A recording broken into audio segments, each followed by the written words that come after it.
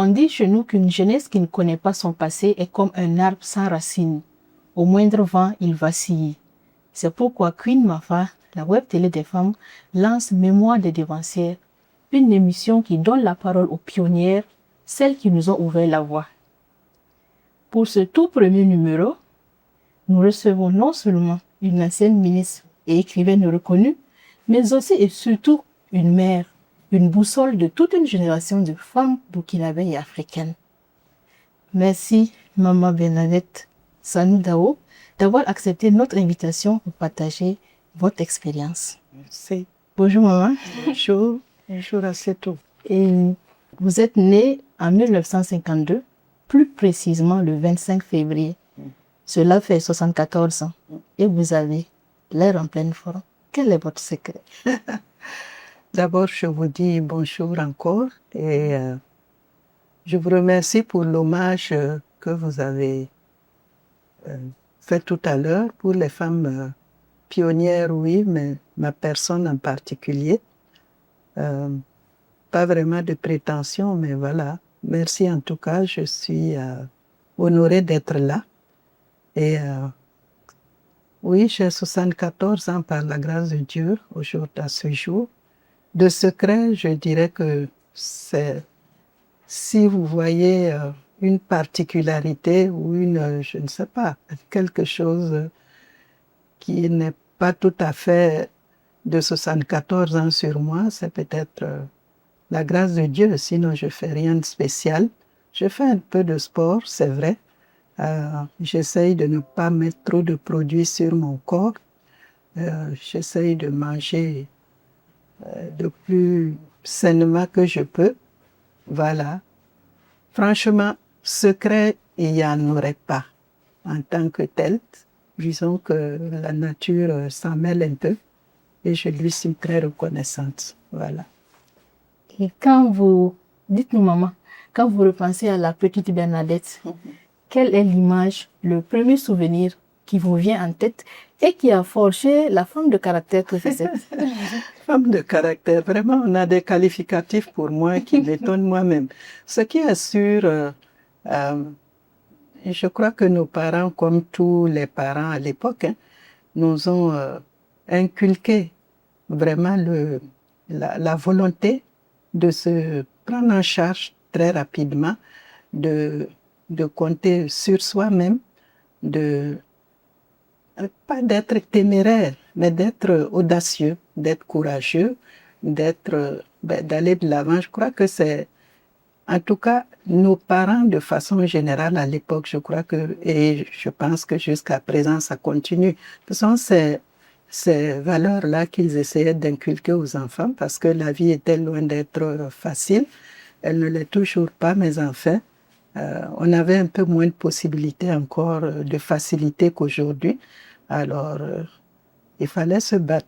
Moi, j'ai eu l'immense chance d'aller à l'école à bicyclette, mais beaucoup de mes petits camarades d'école venaient à pied sur 5 km, 7 km.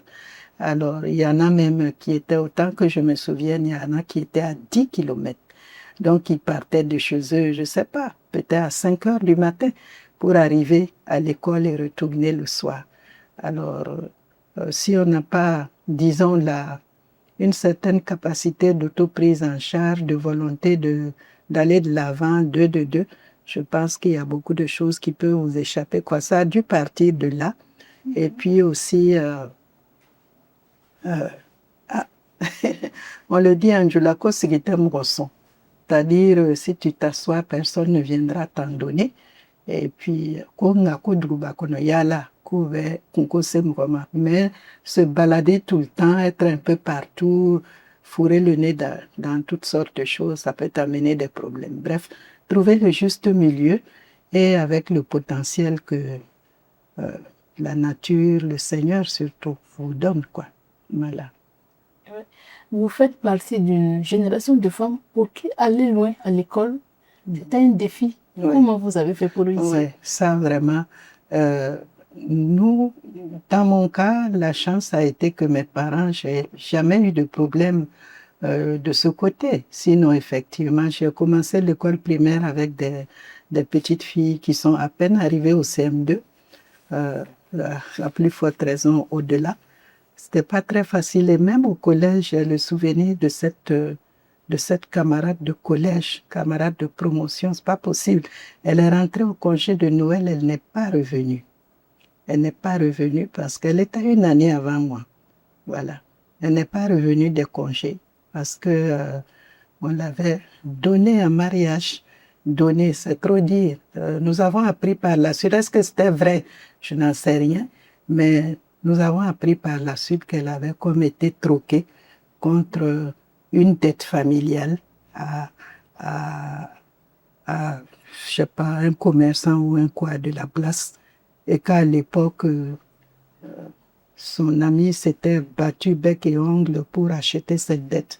N'avait pas pu, elle a été obligée donc de rentrer dans ce mariage. Donc, c'est vous dire, il y avait effectivement de grosses pesanteurs à l'époque. Je crois qu'elle diminue au fur et à mesure, mais c'est loin d'être fini. Hein. C'est loin d'être fini. Tous ceux qui sont aujourd'hui sur la question de la promotion de l'éducation des filles vous le diront. Les préjugés, les pesanteurs, ça continue. Et il ne faut donc pas se lasser de toujours essayer de parler, quoi. Voilà. On ne force pas la main, on dit simplement que elle ne vous échappera pas. Elle se mariera, mais elle sera là toujours pour vous. Mais quand on y va aussi avec une certaine, de façon un peu frontale, de façon un peu, je crois que ça ne facilite pas les choses de part et d'autre. C'est sûr, il faut trouver la bonne voie pour la sensibilisation sur cette question-là, parce que c'est très sérieux et malheureusement, ça continue. Voilà. Est-ce que vous étiez la seule fille de vos parents ou il y avait d'autres Non, j'ai eu 3 autres sœurs. Et puis elles ont toutes été à l'école. Bon, notre sœur aînée, la plus grande, peut-être pas, je sais pas, mais on n'a jamais eu de problème de ce côté, disons. Voilà. D'accord. Comme beaucoup de jeunes filles, vous avez fait le collège Notre-Dame de Kolonaba. Parlez-nous de ce qui vous a marqué à cette période. Le collège de Kolonaba. Kolonaba, c'est la rigueur. C'était la rigueur. C'était la rigueur. Nous étions à l'internat. Donc, il y avait des périodes consacrées à des activités particulières. Des périodes pour l'étude. Et à ces périodes-là, on étudie, on est en classe, on a ses cahiers ou de devoirs ou de leçons, et puis c'est ce qu'on fait. Ça s'appelle l'étude. Et puis vous avez une surveillante dans la classe qui s'assure que vous êtes là pour ça. Puis il y en a une ou deux autres qui font le tour des classes, qui se collent aux fenêtres pour voir si vous étudiez vraiment.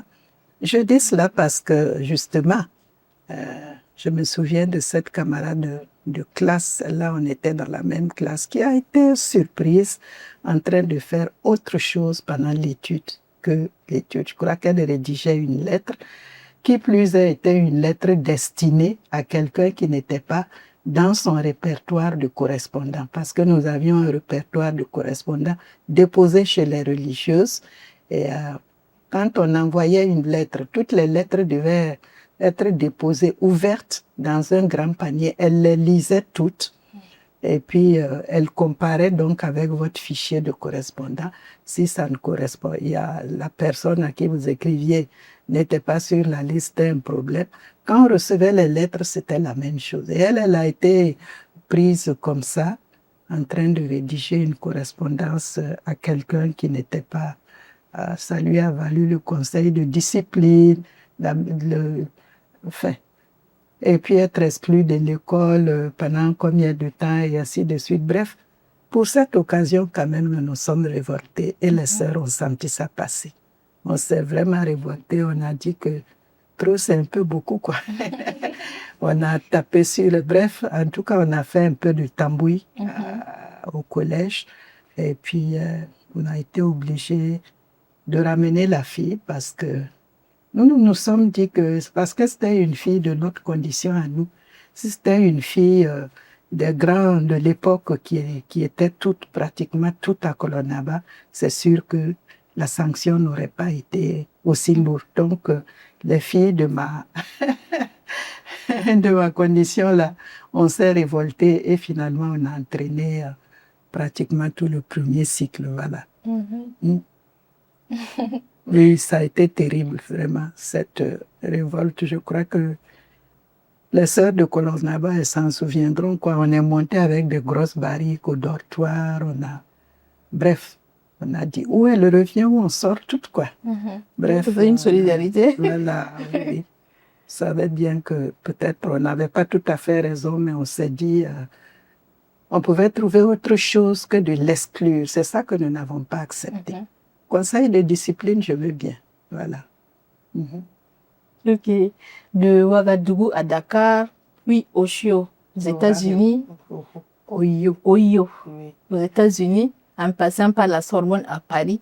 Quel courage il a fallu pour une jeune femme burkinabé de cette époque pour mener des études aussi longues. Franchement, ça, c'est pas tellement exceptionnel. C'est, disons, la chance. Pour les États-Unis, j'ai été sélectionnée vraiment pas. Bon, on dit que le hasard n'existe pas, mais c'était une personne de l'ambassade qui travaillait à l'ambassade des États-Unis à l'époque, qui gérait donc les bourses américaines et qui, je me souviens plus si on lui avait parlé de moi ou en tout cas qui m'a repéré d'une manière ou d'une autre et qui a proposé donc mon nom pour ces bourses-là. Je terminais ma licence à Dakar et voilà, ça a eu la chance, la candidature a eu la chance d'être retenue, je suis partie. Pour Dakar, c'est parce que j'avais eu le bac avec une mention assez bien et les gens qui avaient ce genre de mention à l'époque étaient comme privilégiés par rapport aux bourses interafricaines et c'est comme ça que je suis allée à Dakar avec une bourse interafricaine à l'époque. Bon. En fait, la Sorbonne, je n'y ai pas en tant que telle étudié. J'ai fini tout mon circuit et je suis rentrée. J'ai commencé à travailler à l'Institut pédagogique du Burkina. Et puis, j'ai eu un stage professionnel pour une année scolaire. Alors, et je partais donc avec ma licence de lettres modernes, la maîtrise, le master que j'avais eu aux États-Unis. Et je partais pour une année. Je dis, c'est le moment ou jamais, parce que je sais pas, savais pas à quel moment la chance me sourirait encore. Alors, j'ai mis cette année scolaire-là à profit pour tenter un 2A en linguistique et ça a marché. Le séjour a duré 9 mois, j'ai rien vu de Paris parce que j'étais dedans, mais je disais, il faut absolument que je rentre avec le 2A. Parce que passer cette opportunité, voilà comment ça s'est passé. Je n'étais pas étudiante à Paris, à la Sorbonne, non. J'ai profité d'un stage professionnel pour réaliser ce DA et bien m'en a pris parce qu'évidemment, je n'ai jamais pu repartir. Et puis voilà. Ok, on voit que de nombreuses femmes instruites à l'époque ont eu des difficultés dans leur foyer. Selon vous, quel était le fond du problème et comment vous avez fait pour réussir à ce niveau? La difficulté de foyer, je dis, c'est pas les femmes de l'époque, c'est les femmes. Il y a comme un problème que je comprends pas. Une femme, d'abord une femme, il faut pas. C'est peut-être caricaturé, mais faut pas être brillante. Voilà, faut pas émerger en quelque sorte. Il faut comme rester, avoir toujours le profil bas pour être une vraie femme, en quelque sorte. Parce que, enfin, comme je dis, je caricature peut-être, mais c'est l'idée générale que les gens ont de ce que doit être la femme. J'ai même écrit un poème sur ça qui a un peu fait le tour du monde, hein. Une femme comme il faut. Une femme comme il faut doit aimer son mari, m'a dit Khalifa, mon mari. L'aimer très fort, le bénir tous les jours d'avoir fait d'elle une personne. Voilà, on est une personne quand on est madame quelqu'un. Et c'est madame quelqu'un, ben, il faut qu'elle sache qu'elle est sous couvert d'eux. Et donc, rester à son sous couvert là, ben, je ne prends pas ta place. De toutes les façons, je ne peux pas prendre ta place. Ah, il faut qu'on se comprenne. Et, mais enfin, nous ne sommes pas non plus innocentes, hein, les femmes, dans cette affaire, parce que je connais. Certaines d'entre nous aussi, c'est pas simple, quoi. On veut montrer que ça ne sert strictement à rien. Des comptoirs, il y en a en pagaille. Peut-être pas en pagaille, il y en a plein en tout cas. Et des moins que toi, il y en a. Des plus que toi, surtout, il y en a. Bon ben, garde ta petite place. Fais ce que tu as à faire sans montrer que... Mais ouais, Hadja, si on était à vélo et que par la grâce de Dieu, on arrive à attraper une camiquette et puis je n'aime plus. C'est une moto. Oui, on ne tient plus. Alors là, à plus forte raison, quand on est dans une voiture, on va mettre le coude là comme ça pour qu'on sache que moi aussi maintenant j'ai eu une voiture, donc il ne faut pas jouer avec moi, c'est moi, c'est moi. Bon, avec ce genre de comportement, bien, c'est sûr que on ne se fait pas non plus accepter. Il y a des choses qu'on ne passe pas et avec juste raison. Le mari, hein. Je pense qu'il faut lui accorder. Je dis ça toujours aux femmes qui m'approchent un peu avec leurs histoires de foyer. Je dis, le mari, ben, c'est le mari. Il faut lui accorder la place qu'il faut, avec toute la considération, tout le respect, pour que lui aussi il comprenne qu'il doit t'accorder la même chose. Je dis, moi, je n'ai aucun problème à te reconnaître comme le chef de la RANA et ceci et cela. Mais si je te reconnais, ben, tu t'arrêtes à ça. Il ne faut pas montrer que tu es là. Il ne faut pas vouloir m'écraser pour me montrer que si moi je vais te montrer comment aussi je peux me tenir sur mes jambes. C'est aussi simple que ça. La même chose avec les domestiques. Je dis toujours, quand vous avez la chance d'avoir quelqu'un que Dieu a mis sous votre autorité ou votre pouvoir, ben, il faut laisser les choses dans l'état que Dieu a fait là. La personne là est déjà sous tes ordres. Tu peux tout sur elle, comme on dit. Tu as, hein? Donc, il ne faut pas l'écraser. En plus, il ne faut pas mettre pour toi. Sinon, ben, forcément, elle se rebelle. Elle se rebelle, elle est impolie avec toi. Elle ne fait pas correctement ton travail. Et j'ai vu un exemple terrible au Mali. On a attrapé la fille de justesse. Elle avait mis du poison dans la nourriture de ses patrons. Je ne sais même pas comment ça s'est passé. On lui a mis la main dessus. Eh bien, en creusant, on a compris que c'est parce que il y en avait. Donc, c'est un peu ça. Faut jamais en faire trop dans un sens comme dans l'autre. Et quand je dis cela, oui, je m'adresse à la société, je m'adresse aux hommes, bien sûr, mais je dis que nous aussi, ça veut dire vraiment, bref, c'est peut-être pas le bon proverbe, mais en tout cas, il ne faut pas en faire trop, de part et d'autre. C'est aussi simple que ça. Mais vous avez fait comment? Bah, j'ai fait comme toutes les femmes, je me débrouille. Je tiens la position que je t'ai dit. Je t'ai dit tout du moins, dont je t'ai parlé. Tu es là, oui, c'est toi le patron, si tu veux. Moi, je n'ai pas de problème avec ça. J'ai jamais eu de problème d'être chef, ni quoi que ce soit. Mais tu restes là où je te mets là. Faut pas essayer de me montrer que sinon, aussi je te montre que je m'appelle Dao, quoi. Voilà, sans tambour ni trompette, mais tu me trouves sur ton chemin. C'est aussi simple que ça. On ne me casse pas. Voilà, on ne me casse pas comme on ne casse pas une femme.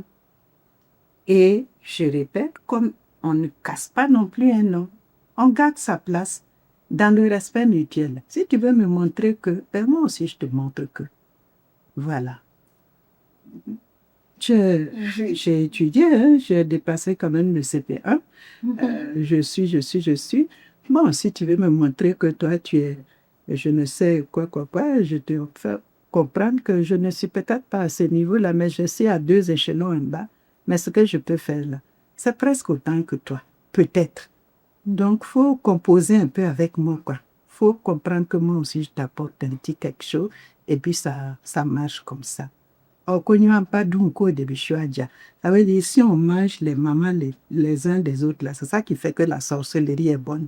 Donc, haya. Voilà. Il faut.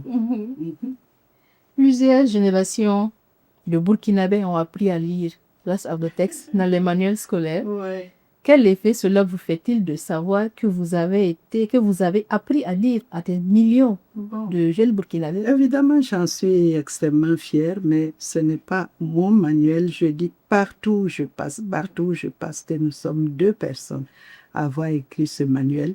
C'est Madame Jeanne Sidibé, la maman de l'artiste Wendy. C'est sa maman et moi qui avons écrit le livre au Burkina avec l'accompagnement de toute une équipe d'inspecteurs, de conseillers pédagogiques et d'enseignants de la classe. Mais il se trouve que c'est nos 2 noms comme auteurs nos 2 noms qui figurent sur le... Et d'illustrateur, c'est M. Paul Léonard, je dis cela partout. Donc on est comme 3 personnes qui ont réalisé ce livre sous la... Évidemment, on en est très fiers. Par la grâce de Dieu, nous sommes tous là. On peut tous témoigner du travail qui a été fait sur ce livre-là. C'était une très, très, très grande expérience. Écrire un livre, nous pouvions passer toute une journée sur un mot ou une phrase. Je me rappelle de ces 2 phrases. Il y a la Julie a une jolie jupe pour le J. Parce que l'exigence était que nous utilisions les prénoms du terroir. Et le J, on ne trouvait pas un nom avec le J. Donc, on a dû prendre Julie. Et puis, il fallait une bonne phrase qui a du sens. Donc, on a eu Julie a une jolie jupe. Un inspecteur à l'époque d'ailleurs avait trouvé que ça fait trop de J dans la phrase, mais l'anglais, c'est cette phrase. Et puis, il y a eu Eulalie allume le feu pour le E. Parce que nous n'avions pas trouvé dans nos langues un prénom avec le E. Donc, c'était les petits détails comme ça, petits en apparence, mais qui étaient pour trouver ces choses-là. Et puis, quelque chose du niveau des enfants. Après, on nous a dit d'ailleurs que notre livre était trop fort pour le CP1. Mais enfin, en tout cas, il est resté 30 ans dans les écoles primaires, 30 ans. Et ça, franchement, j'en suis... d'ailleurs, c'est aujourd'hui ma carte d'identité au Burkina. Dès qu'on dit Bernadette Daou, le lire au Burkina, je dis toujours à Jeanne Sidibé, dont je parlais tout à l'heure, je dis c'est moi qui bouffe le nom avec notre livre, parce que même aux frontières, je voyageais pendant une certaine période assez souvent entre le Mali et le Niger, sur toute la ligne, les postes de contrôle, dès qu'on dit les noms, ah oui, ah oui, bon. À l'aéroport, c'était pareil. Une fois, j'étais avec le patron de notre ONG. Quand on est arrivé et qu'on a pris nos pièces, on a vu mon nom, ils sont allés nous placer comment on appelle ça, au salon d'honneur, quoi. J'ai dit, dis donc, en tout cas, je n'aurais jamais rien fait de plus bénéfique pour moi-même, quoi. Tout ça à cause de ce livre, effectivement, qui a quand même traversé un peu le temps. Aujourd'hui, il y a beaucoup de critiques là-dessus. Il y a des images sexistes. Il y a des agrès à un sabre, ça ne se fait pas. Qu'il amène tape d'Ali, ça ne se fait plus. Ainsi de suite. Je dis, bon, à l'époque, nous, on cherchait des prénoms burkinabés pour ne pas être obligé de prendre des prénoms. Et puis, on cherchait des phrases. Il fallait trouver des phrases avec des sons qui avaient déjà été vus pour que l'élève ne soit pas confronté à un son qui s'en venait, les liaisons, bref. Je ne vais pas reprendre tout là ici. Voilà. En 1986, vous devenez ministre de la Culture. C'était une période intense au Burkina, c'est-à-dire également évolution. Comment vous avez été coopté et comment cela s'est fait? Précisément, nous étions sur l'écriture de ce manuel. Le lié au Burkina, quand j'ai vu arriver quelqu'un, bonjour Bernadette, bonjour, voilà. On nous a demandé, on va créer un ministère de la culture, on nous a demandé de proposer le nom d'une femme, parce que c'est à une femme qu'on a confié ce poste. Et puis nous, on a pensé à toi. Le nous, là, jusqu'à demain, j'ai jamais su qui c'était. Mais en tout cas, moi, je connais la personne qui est venue me parler. J'ai dit, moi. On était au sous-sol du ministère de l'Éducation nationale à peine d'écrire le livre au Burkina. Alors, voilà comment ça s'est passé. Bon, ben, je dis, ah, si on m'a fait cet honneur, qui suis-je pour refuser, quoi. Donc, j'ai été reçu par le camarade président du FASO, qui m'a répété cette phrase. J'ai décidé de créer un ministère de la culture et de me confier à une femme et donc de te nommer là, puisque c'est toi qu'on m'a proposé. Bon, je vais réfléchir. Est-ce que... Ah, c'est tout réfléchir. Est-ce que je fais pas de politique? Bof. que tu en fasses ou que tu n'en fasses pas, tu fais la politique. La position neutre en politique, c'est des illusions, ça n'existe pas. Bref, voilà comment je suis. Il n'y a pas eu j'ai suivi une sorte de filière de sélection proposée par un groupe politique, porté par ceci, non. Voilà comment les choses, c'est le plus simplement du monde. Et puis, quelques jours après, j'étais nommé ministre de la Culture. Il y avait bien une administration culturelle, il y avait même eu un secrétariat d'État, je crois, à la culture avant, mais le titre de ministre, c'était à cette période.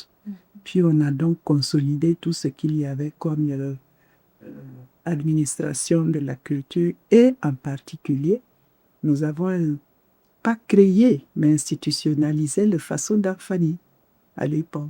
Voilà, ça c'était la grande chose de... Voilà. Puis on a créé la fête de l'artiste qui malheureusement n'a peut-être pas survécu. Voilà.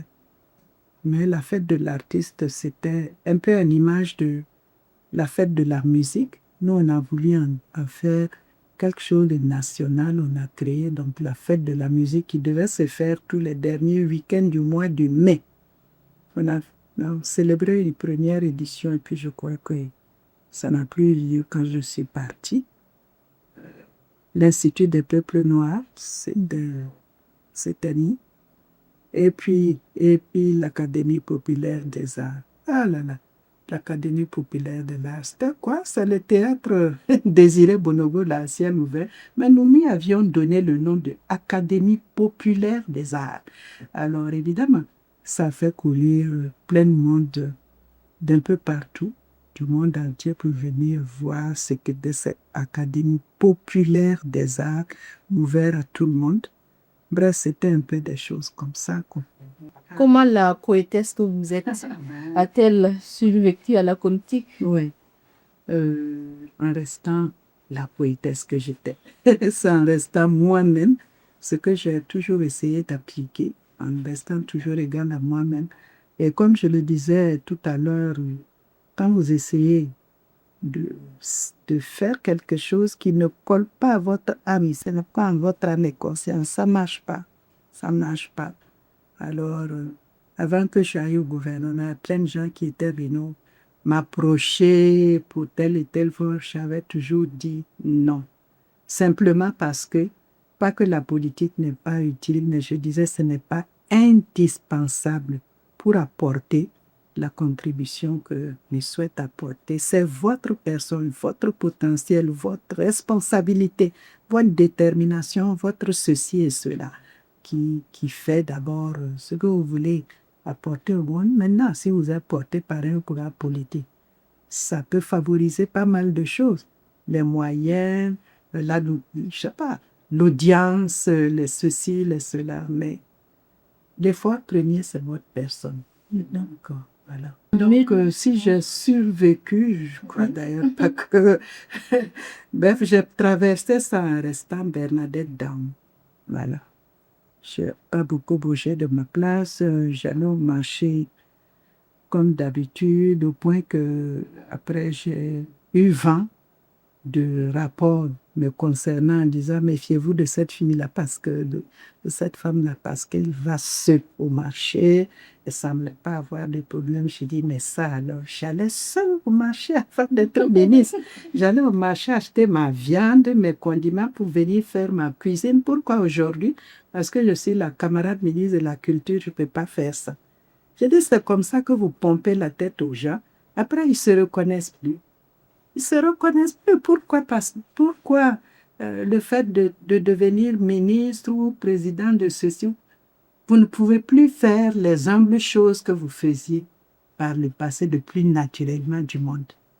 Voilà. J'ai eu vent de ce rapport. Je leur ai dit, bof, si c'est vrai, je n'en sais rien. Mais en tout cas, il semble que c'était pas trop normal que je sois sans garde et que je puisse aller au marché, le sortir, et puis ci, et puis ça. J'ai dit, oh mon Dieu, pourquoi me se compliquer la vie? J'étais assise là, sous-sol du ministère. C'est là qu'on est venu me chercher, pas ailleurs. Hein? Alors, je sais d'où je viens. Hein? Quand je serai partie du gouvernement, c'est là-bas que je vais retourner pour écrire les manuels scolaires. Alors, si tu es monté de 3 crans, la descente est compliquée. Voilà. Il faut pouvoir se le connaître et se retrouver, retomber toujours sur ses pieds sans casse, sans grande casse. Voilà. J'ai écrit ça hier, j'étais ministre, je tenais le drapeau. Aujourd'hui, tant. Le poème existe. Voilà. En 1988, vous fondez l'UNTENI. Unteni. UNTENI. Oui, Unteni, c'est le nom Unteni. C'est un Vous ne moquez moi. Unteni. UNTENI. Donc, en 1988, vous fondez UNTENI pour les enfants et en 91, la mutuelle Gimbi pour les femmes. Est-ce que c'est là, sur le terrain de la solidarité, que vous vous sentez le plus utile? En tout cas, le plus utile, oui, parce que j'estime que le besoin, c'est peut-être là. Voilà. Unteni, ce n'était pas mon initiative propre. C'était à l'époque un mouvement de mobilisation sociale en faveur de l'enfant et qui était lancé par l'UNICEF dans tous les pays africains à l'époque. Je ne sais pas jusqu'à présent comment le choix s'était porté sur moi et que l'UNICEF m'avait demandé si je voulais prendre le lead de la création de ce mouvement-là. Et on a fait Unteni pour la survie, la protection et le développement de l'enfant. Et puis il y avait beaucoup de gens avec nous. Rien qu'il y a 3-4 semaines, j'évoquais ça à l'occasion de la création de la fondation Kassom Kango, paix à son âme, l'ancien président du Conseil constitutionnel. À l'époque, c'était un magistrat de haut niveau. Il a accepté d'être avec nous. Et il venait avec nous, on s'asseyait au même lycée Bogodogo, là, sur les bancs d'écoliers, là. C'est là-bas qu'on était pour écrire nos textes, nos projets. Philippe Ouedraogo également, à l'époque, ancien président du SUDES. Donc, des gens de cette carrure-là qui avaient compris l'intérêt de ce et qui s'étaient mis avec nous. Mais c'était une initiative de l'UNICEF et une initiative panafricaine. Nous avions d'ailleurs des réunions inter-pays et c'est ainsi que j'avais pu rencontrer à l'époque le président Konaré du Mali, qui était lui aussi le président de l'association malienne de soutien à la survie, la protection et le développement d'enfants. Bon, on a fait quelques petites choses. On a les maternités pour faire voir les conditions dans lesquelles les femmes donnent la vie aux enfants. On est arrivé une fois c'est Madame Bibiane Codé qui nous avait reçus, horrifiés parce qu'elle disait, voilà, une femme qui est venue de je ne sais où, elle avait commencé à accoucher, et puis la tête de l'enfant est sortie, et le reste ne venait pas, ils avaient tout fait. Et ils ont évacué cette femme-là de je ne sais quel coin du Burkina. Évidemment, le temps qu'elle arrive à la maternité Yavgado, ça a été terrible. Pourri, quoi, elle dit vraiment, ma maternité là, c'est un mouroir, le mot est d'elle, c'est pas de moi. Les femmes viennent ici à l'époque en tout cas. Donc, ce sont ces conditions-là que nous reléguions un peu pour attirer l'attention, contribuer à attirer l'attention sur certaines choses qui n'allaient pas, les enfants ceci, les enfants cela. Donc ça, c'était une initiative de l'UNICEF à laquelle on avait bien voulu m'associer, dont on avait bien voulu me confier le lead. À l'époque, d'ailleurs, Madame Chantal Compaoré avait cueilli Souka, qui était le premier nom que nous avions voulu donner à notre association. Donc, comme nous, on n'avait pas pris ce nom, eux l'avaient pris pour leur association, mais c'était la même chose. Eux, c'était une initiative de la première dame. Mais là, nous, on entrait dans une dynamique lancée par l'UNICEF. Donc, ça, c'était un tennis. Maintenant, le club Guinée, en tout cas, ça, c'est moi de A à Z. Je me suis assise personnellement, toute seule, et j'ai écrit les premiers documents du club Guinée. C'était un club mutualiste d'épargne et de crédit. En fait, je revenais d'une mission au Cameroun où j'avais vu l'importance des tontines. J'avais vu l'importance de l'économie solidaire, comme on dit, quand les gens mettent leurs pauvres moyens ensemble pour réussir leur... Et donc, je suis revenue de cette mission avec cette idée de la caisse mutuelle. La caisse mutuelle, c'est quoi? C'est comme une tontine améliorée. Là, voilà, nous sommes 5 personnes dans cette site. On décide que, de façon périodique, on met de l'argent ensemble. Et puis, sur une période, on n'y touche pas. Et à partir de peut-être le 5e ou le 6e, on peut commencer à se faire des prêts. C'est notre argent. Donc, on prend là-dessus, mais avec l'accord de tout le monde que c'est un prêt. Tu rembourses l'argent pour que tout le monde puisse en profiter, en même temps que tu continues de cotiser à la caisse. Et c'était tout le secret comme ça du club Guinée. On a commencé, on a fait... Le club a quand même duré 10 ans.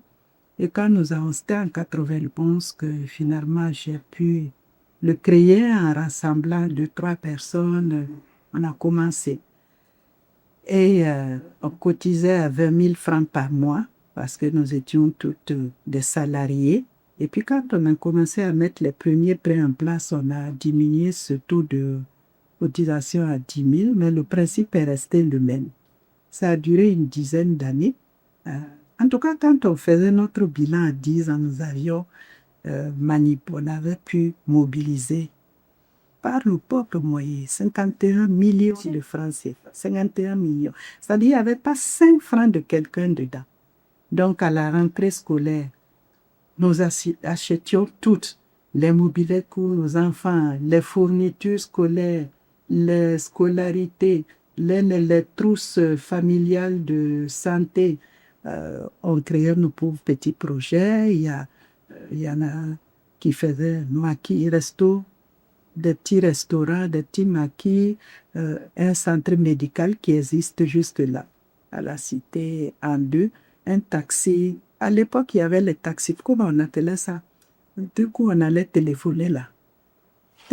Télécentre. Il y avait un télécentre, il y avait des télécentres, il y avait, voilà. Et puis nos pauvres voitures d'occasion, tout le monde a acheté sa voiture d'occasion avec le club Guinée. Voilà. Le principe, c'est ça.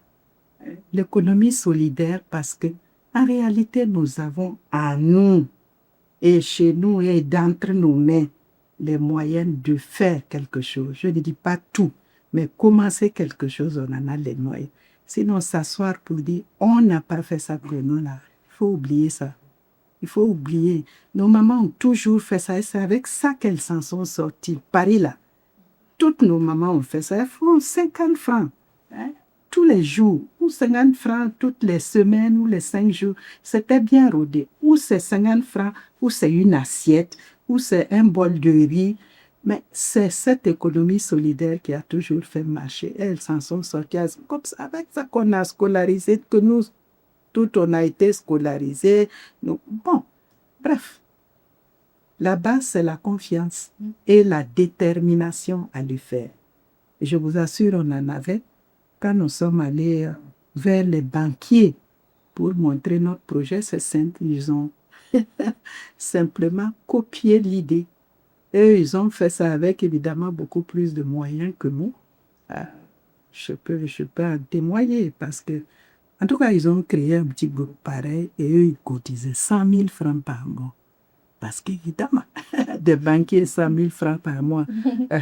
Et puis, 100 000 francs, si vous êtes 12 personnes, en un mois, vous avez réuni 1 200 000 à la fin de l'année.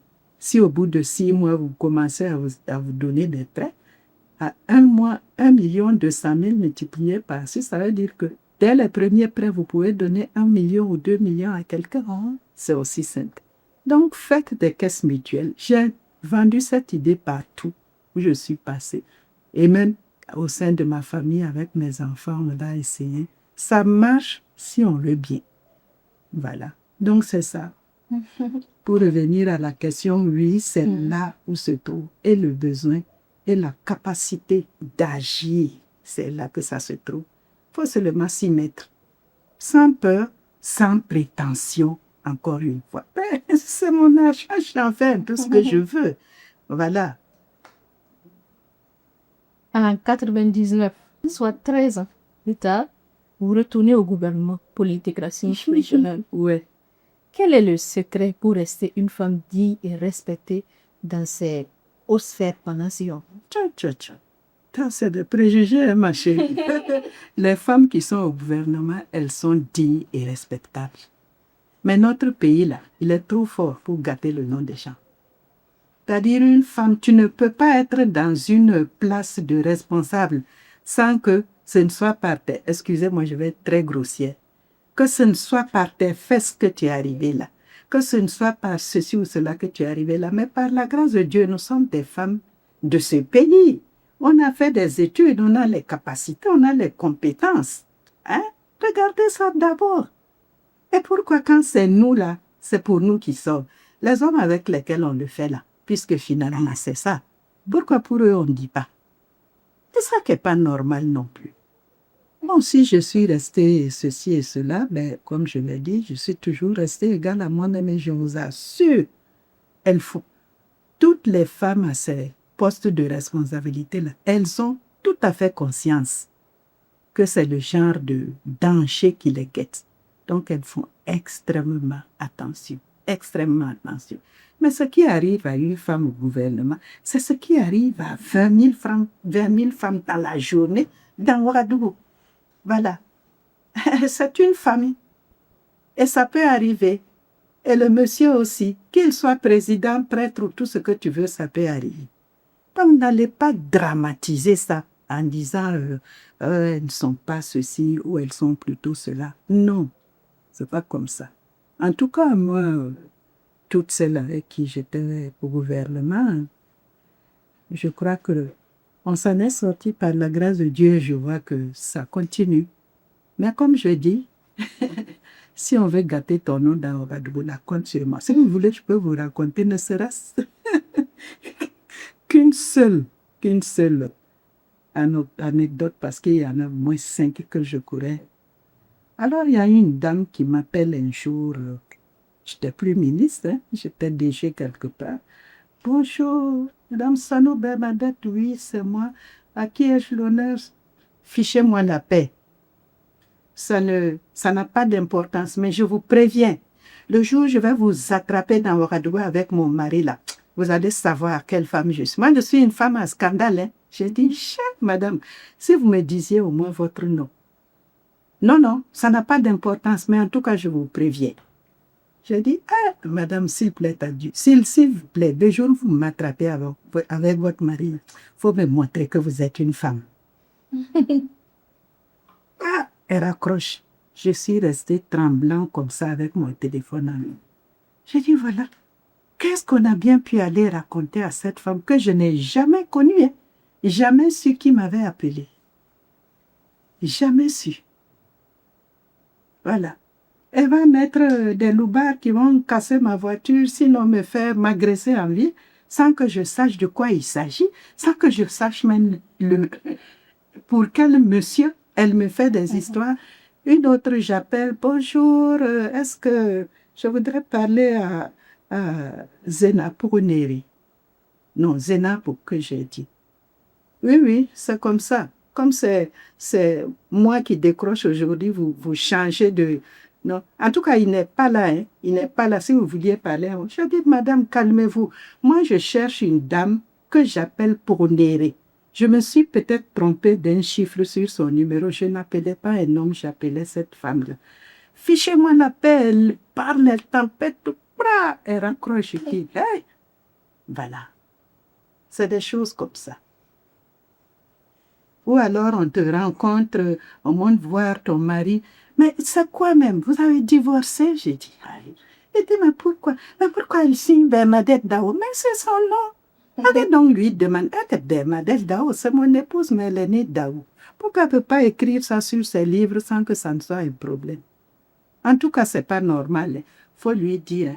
Hein. Et puis la personne vient dans mon bureau pour vérifier que je suis toujours dans mon foyer. Oui. Tu as divorcé avec ton mari. J'ai dit, écoute, arrêtez vos conneries. Arrêtez vos histoires là. Ça veut dire quoi? Ah, on dit que maintenant, tu vas jusqu'à signer Bernadette Dao. Je dis jusqu'à prendre tous mes écrits là. Il n'y a jamais eu Bernadette Sanou là-bas. Ça a toujours été signé Bernadette Dao. C'est mon nom de plume. Vous savez quel problème dans ces pays? C'est ce que je te disais tout à l'heure. Si on veut gâter ton nom là, montez jusque dans mon bureau pour me demander ça. Donc quand lui il est venu me demander, je dis, maintenant je comprends. Parce qu'il y a quelqu'un qui m'a croisé avec mon mari et qui allait s'arrêter loin pour m'appeler. C'était bien toi avec ton mari? J'ai dit oui. Il y a un problème? Non, il voulait juste me dire bonjour. Ah, eh bien dis donc, jusqu'à t'arrêter dans la circulation pour m'appeler, ça c'est un bonjour spécial. Je suis restée perplexe toute la journée, jusqu'à ce que ce monsieur-là monte dans mon bureau pour me poser la question. Je dis, maintenant j'ai mis le doigt sur la chose.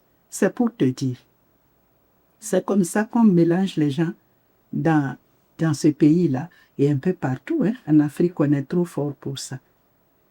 Tu vas trouver le monsieur, voilà. Merci. On vous sait très attaché à l'éducation des filles.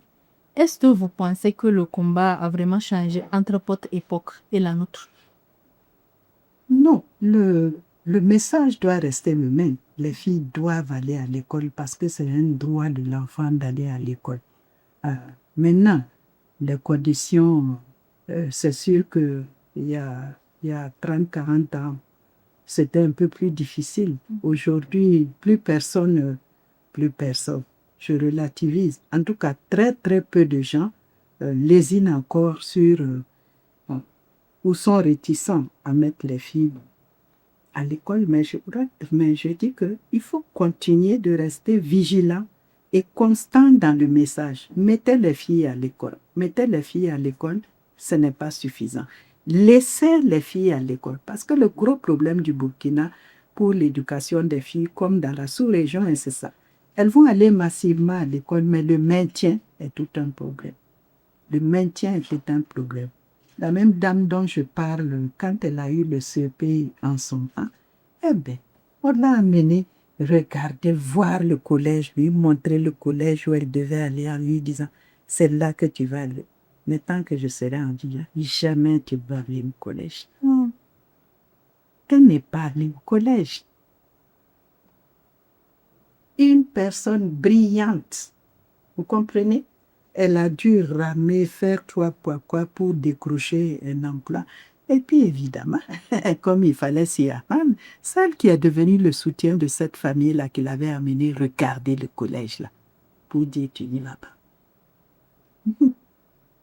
Donc, laisser la fille aller à l'école, de toute façon, c'est connu que c'est peut-être des préjugés aussi. Hein.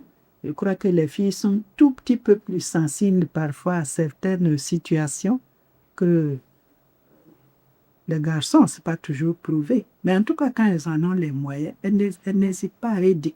Donc, laissez-les avoir ces moyens-là. C'est aussi simple. Voilà. Donc, le combat, en principe, le combat n'a pas changé.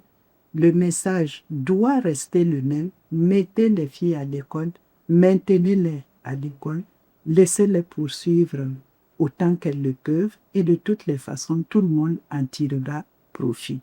Maintenant, l'éducation, c'est une œuvre de longue haleine. Ce n'est pas parce que c'est des filles. L'éducation, c'est long. Les garçons comme des filles, laissez les gens aller un tout petit peu au bout de leur potentiel, quoi. Voilà. Et quel est le souvenir ou peut-être la décision politique qui vous rend la plus fière aujourd'hui quand vous regardez en arrière? La plus fière, je ne sais pas. Bon, j'ai cité tout à l'heure le façon d'enfant, puisqu'à l'époque, c'était une sorte d'obligation à le porter. En tout cas, le fait que le façon d'enfant est devenu aujourd'hui l'habit burkinabé, le tissu burkinabé, bien sûr, c'est un peu, je suis quand même assez contente.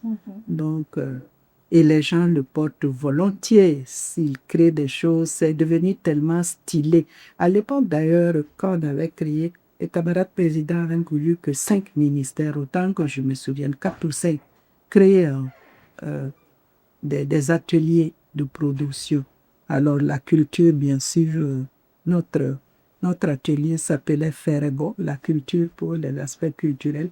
L'action sociale, c'est cet atelier qui est jusqu'à présent à Kamsongen, l'atelier Godet. Ça a été créé par le ministère de l'Action sociale à l'époque. Le sport, c'était Sundo Sport, si je m'abuse, parce que sport et culture, ça va ensemble. C'était le ministère du Travail, je crois, pour donner du travail à la chose.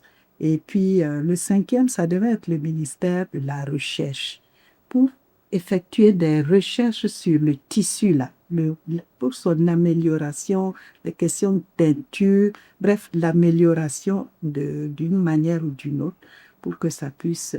voilà. Donc, on avait vraiment une vision et beaucoup d'ambition pour ce tissu. Et apparemment, c'est ça qui est là aujourd'hui, combien d'années plus tard. De façon d'enfanter. Parfois, tu vois une façon d'enfanter, tu ne sais même pas que c'est du façon d'enfanter, tellement il a été bien travaillé. Et puis surtout, les femmes ont acquis ce savoir-faire qui, dans les villages, est traditionnellement masculin. On parle des tisserands. Mais dans les villages, je ne suis pas sûre, dans le village là, je ne suis pas très sûre que c'était les femmes qui tissaient ou je ne sais pas.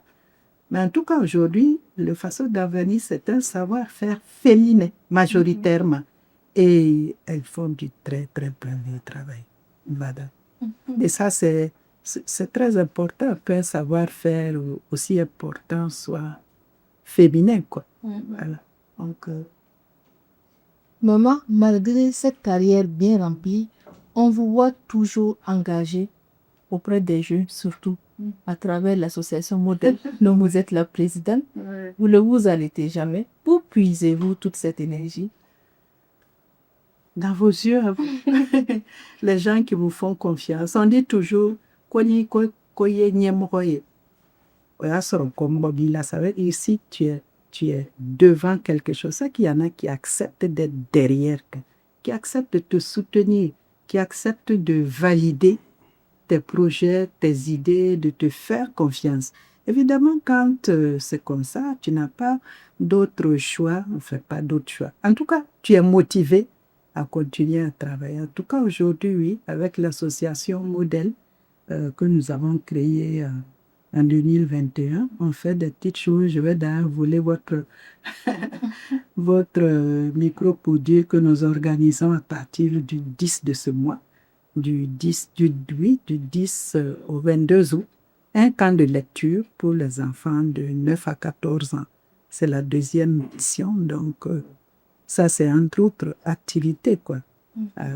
Engagés auprès des jeunes, disons que c'est des jeunes qui m'acceptent encore à leur côté. Parce qu'effectivement, ils viennent vers moi.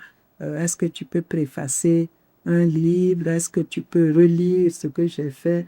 Est-ce que tu peux être là pour une activité que je... Parce que ta présence, ceci et cela, bon, c'est très encourageant pour moi. Dès que moi, c'est pas ce qui manque à Ouaga, hein? Pas ce qui manque à Ouaga. Donc, ce qui me mobilise, c'est cette confiance que les gens ont en moi. Le fait qu'ils croient que tu es capable d'eux. Alors, si on croit ça de toi, bon, toi aussi, tu te dis, ah, quelque part, peut-être je peux, quoi. Ou tu cherches un peu à essayer de réaliser. Y a-t-il une littérature féminine? Ça, c'est une question philosophique. Il y a une plume. Ouais, peut-être la sensibilité une femme ne traiterait peut-être pas un sujet de la même manière qu'un homme. Peut-être ça, c'est des sujets dont je parle toujours très difficilement parce que j'essaye d'écrire sans me poser de questions. J'écris. Maintenant, c'est les gens qui apprécient. Et puis, les scientifiques de l'université l'avont étudié en disant oui, c'est parce que c'est une femme que c'est allé danser on peut partir de là que pour dire que ouais, il y a une littérature féminine. Moi, là, j'écris. J'écris des histoires, j'écris sur les domestiques de maison, j'écris sur les... Il y a une nouvelle que j'ai intitulée Le fils de Koukouba la folle. Il y a une autre que j'ai intitulée Un albinos pour le trône. Des gens qu'on tue parce qu'on dit que pour être élu, il faut sacrifier un albinos ou un rouquin. Bon, j'écris des choses comme ça. Maintenant, la manière dont je le traite, c'est Bernadette. Il se trouve que Bernadette est une femme. Je tourne autour de la question parce que je ne sais pas comment y répondre. Je ne sais pas s'il y a une littérature. Oui, il y a une littérature féminine dans la mesure où c'est les femmes qui écrivent. Mais est-ce que ça a des particularités? Ça, c'est un prof d'université qui peut vous dire. Je n'oserais pas avoir cette prétention. Maman, aujourd'hui, avec le recul de toutes ces étapes de vie, quel regard portez-vous sur la jeune génération de femmes qui prend la parole sur les réseaux sociaux? C'est leur temps. Mais je dis toujours, en toute chose, il faut, de la retenue, deux, se reconnaître soi-même. J'ai écrit dans un livre, dans un de mes livres, quand tu agis là, c'est l'esprit, et je me rappelle exactement. Il faut être, quand les gens te louent, t'encensent dehors, disent que ceci et cela, il faut être sûr toi-même. Quand rentrant à la maison, là, tu peux te mettre devant un miroir et te regarder droit dans les yeux. Et puis dire c'est moi et ne pas avoir honte de ce que tu as fait dehors. C'est ça le plus important. C'est pour faire du tapage dehors. Alors que toi-même, tu rentres chez toi, pas très à l'aise, tu vas avaler ta bouchée de riz de travers parce que tu viens de repenser à une phrase que tu as dite quelque part, ou bien un comportement, ou bien tu as méprisé quelqu'un publiquement. Ah, là, ça va pas. Et ça, c'est pas histoire de femme ou d'homme. Mais pour nous, les femmes, c'est toujours plus accentué. Donc, oui, c'est bien d'intervenir sur les réseaux sociaux parce que c'est l'ère du temps. On a une plus grande alliance, on a ceci. Mais en toute chose, il faut savoir garder la mesure et en toute chose, il faut rester soi-même respectable et puis, sensé, quoi. Et dans ce qu'on dit, que Mali, c'est ce que je dirais. Je ne pense pas du tout de quoi que ce soit de mauvais, mais je leur dis, faites attention. Il y a des dérapages qu'il faut éviter parce que nous, les femmes, on nous les pardonne moins que aux hommes qui en font pire. Mais personne ne relève. Mais quand c'est une femme là, haïdia, voilà. Il y a une certaine ministre qui a dit une phrase là, jusqu'à demain, tout le monde répète ça comme si... Bon, je ne vais pas répéter la phrase parce que c'est emboucher la même tempête que les autres, mais voilà. Vous n'avez jamais cessé de vous battre la cause des femmes.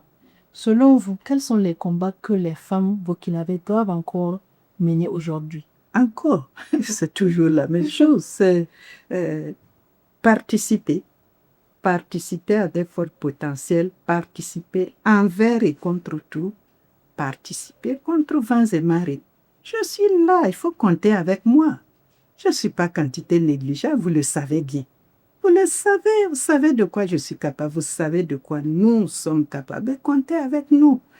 Bon, pendant qu'on dit ça aux autres, nous aussi, on se retourne entre nous, quoi. Et puis on dit, hey, si on nous donne cette place-là, il faut qu'on la tienne et qu'on la tienne sérieusement. On la tienne sérieusement, qu'on ne nous prenne pas à défaut, ni pour le travail, ni pour le sérieux, ni pour quoi que ce soit qu'on reproche aux femmes.